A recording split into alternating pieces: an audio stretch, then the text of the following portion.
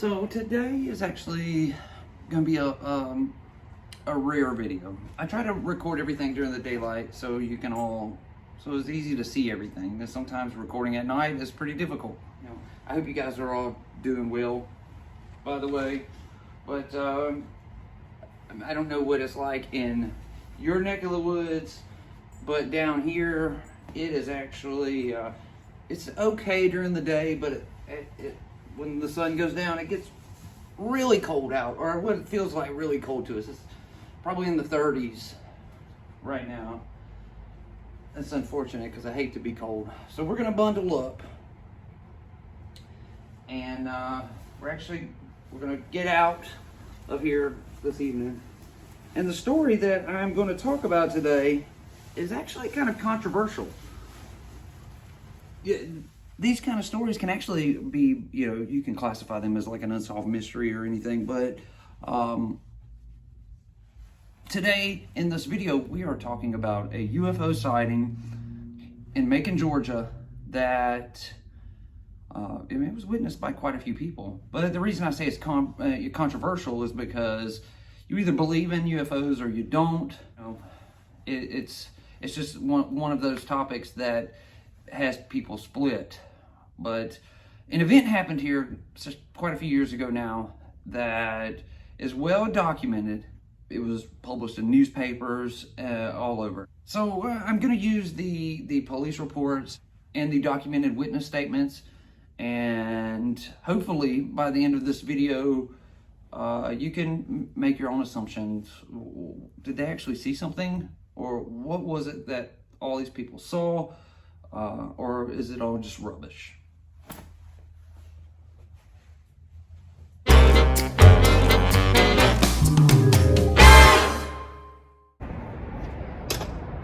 As I said before the intro, this video is rare because normally I do everything during the day. As you can see, it is nighttime, and I thought it would be best to do this story, film it at night, because of the circumstances of what happened. Also, like I said prior to, this is a pretty controversial topic. You either believe in UFOs or you don't believe in UFOs. But either way, I'm going to tell you the story of what happened here in Macon, Georgia. Then you can decide whether you believe it or not. The date was August the 31st of 1973. It was about 2:45 a.m. All right, and again, that's why I chose to do this video at night, because it was so late at night when it happened. About 60 miles away from Macon is a small town named Cordell. The people in Cordell, they were actually the first ones to spot it. The police department in Cordell then radioed Macon, and the exact radio call from the Cordell Police Department to Macon was, "Be on the lookout.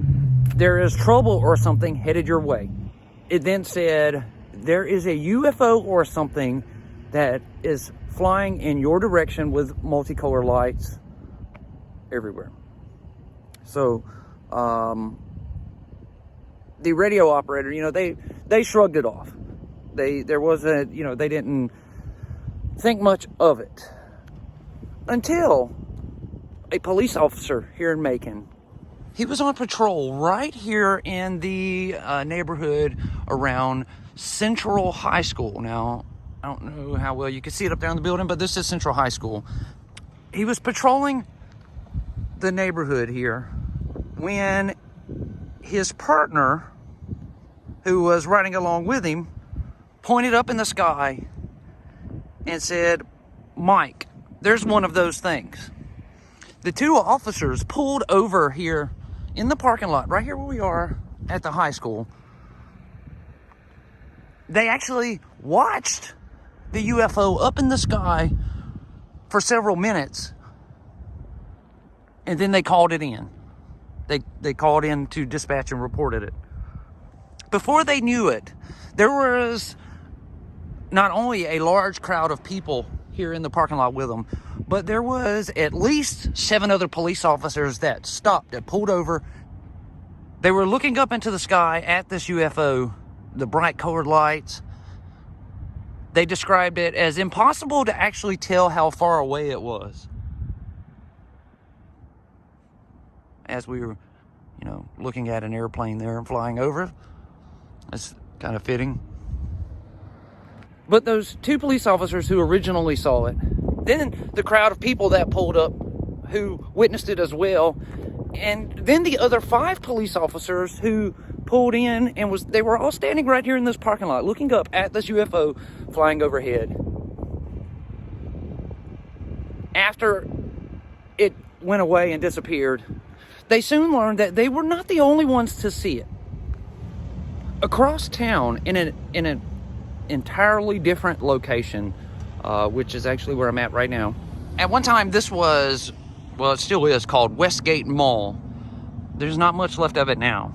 In the 70s, however, this was a major place. This was everything was open here, and these days, not so much. Obviously, this was a Lowe's or a Home Depot or something that is now closed, and there was probably, but at any rate, once the officers who were at Central High School got back, they found out that there was an entirely another group of people here at the small location gathered out here in the parking lot who saw the same exact thing up in the sky. A crowd of police officers, a crowd of just citizens gathered and watched as this object flew over their heads with lights flashing. There was also a sighting by the Macon Fire Department. In fact, they chased the UFO, watching it from the sky. I know my window's dirty, but they chased it right up the interstate right here where we are, I-75. They followed it for a couple miles before it was just too fast and it got away from them. They were chasing it down the interstate here in their fire truck. Lights on, just go, They never did catch up to it, though. Every description of the object that night was all exactly the same. From all over, not just this area, but from Cordell, all over Georgia. They all gave the same exact description of what they were seeing. They said that it had to be at least the size of a car. They said that 4 of the lights on it formed a perfect baseball diamond, and then it had 3 lights behind it forming a tail. Every sighting in across Georgia all described it the exact same way. Now, I don't know if you believe in UFOs or if you don't. I've never seen a UFO. I never have. If they are real, I would love to see one day. That would be great. But I've, to this point, in 35 plus years, I have not seen one. I do believe, though, they saw something in the sky that night that they could not identify.